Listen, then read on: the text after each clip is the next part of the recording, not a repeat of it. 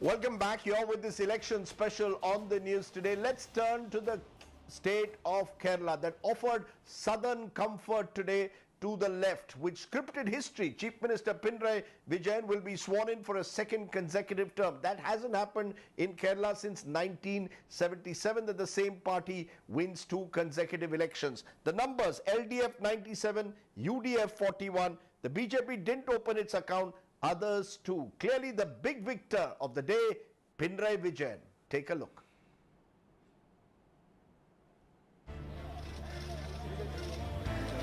Kerala has never been a safe haven for politicians. Netas are bound to be thrown out after every single term. That's the way it's been for over 4 decades. But not this time. Pinarayi Vijayan has scripted history. The state has not re-elected a government for 4 decades and more. That's right, 40 years and more.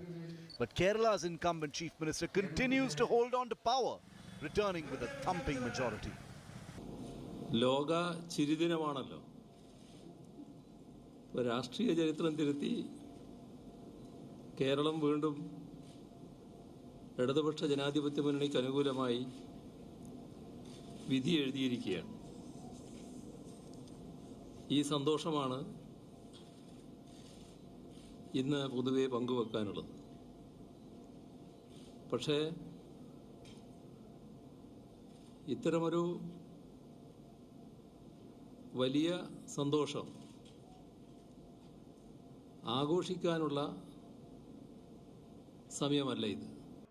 The Pinarayi Vijayan-led Left Democratic Front has easily crossed the magic number of 71 to form the government. Rahul Gandhi's dive into the ocean, conversations with school and college students, his rides in auto rickshaws, nothing seems to have worked for the Congress-led UDF. They made it nowhere close to making any mark at all. Kerala continues to be a political wilderness for the BJP. Despite an intensive campaign by Prime Minister Modi and Home Minister Amit Shah, the BJP continues to struggle. Voters have appreciated the Kerala government's handling of the COVID crisis, from its preparedness to tackle the second wave to free food schemes during the pandemic, which continues till date, taking care of daily wagers. The election was fought in Kerala, but its repercussions go well beyond the boundaries of the state. Pinarayi Vijayan-led LDF has created history as he becomes the first sitting chief minister to get a second consecutive term in the history of the state. What's even more joyful for the left party is the fact that they managed to close the loan account of BJP in the state and ensured the Saffron party did not get any access to any of the other constituencies in Kerala. For the UDF, it's certainly time to introspect as they suffer one of the most embarrassing defeats in the history. With camera representing Gaurav Bhatia and Gopikrishnan in Thiruvananthapuram for India Today. So let's then turn from Kerala to the final state, that big state that went to the polls today, Assam. And this was where the BJP had its best news. The BJP led in 77 constituencies, the Congress in 47, others in 2. And across Assam, it appears that the BJP was able to bridge various divides and succeed in getting re-elected in Assam. At this point, Gaurav Bhatia, the BJP's leader and spokesperson, joins us. Gaurav, it appears that Assam gave you the best news, but even your success in Assam seems to have been drowned in a way by your big failure in Bengal. How do you read these election results for the BJP today? A setback, or are you clutching to your victory in Assam, offering some hope for the future? So Rajdeep, first of all, heartfelt thanks to all the citizens of the 4 states and 1 union territory who repose their faith in the Bharatiya Janata Party. And we take a lot of pride in one fact, and I'm sure you will agree. Whatever the results would be, we accept it with utmost humility. We will never cast aspersions on the Election Commission of India. We will never say the EVMs weren't working fine. And since you're talking about Assam, I must first, share with you the overall scenario. And an astute news anchor like you can then judge where BJP is placed. And you are so convincing, Rajdeep, that when Congress took a stand that none of their leaders will be discussing the election results during the COVID regime, P. Chidambaram was on your show. So heartiest congratulations to you for being so convincing. Now, as for the numbers for the BJP, Assam, after 5 years of rule, there was pro-incumbency wave. We have gained, and it shows the look east policy of Narendra Modi ji is paying dividends, and Sarbananda Sonowal ji brought development to the state, and it's a border state. Therefore, national security is also an issue, which we raised during the campaign. I was there 30 days myself campaigning for the party, and it is definitely very satisfying to re-emerge victorious to serve the people. In West Bengal, I just want to say one thing. People are saying that we did, expect to form a government. We didn't. But yes, with utmost humility, our numbers have increased from 3 seats to 80. Our vote percentage has gone from 10% to 38%. So extreme gratitude to the people of West Bengal, and as a very formidable opposition, we will continue to ensure that Didi remains standing and she never sits and she serves the people of West Bengal. Right. As for Puducherry, Tamil Nadu and Kerala, can I just summarize it in one line? In one line. Yes.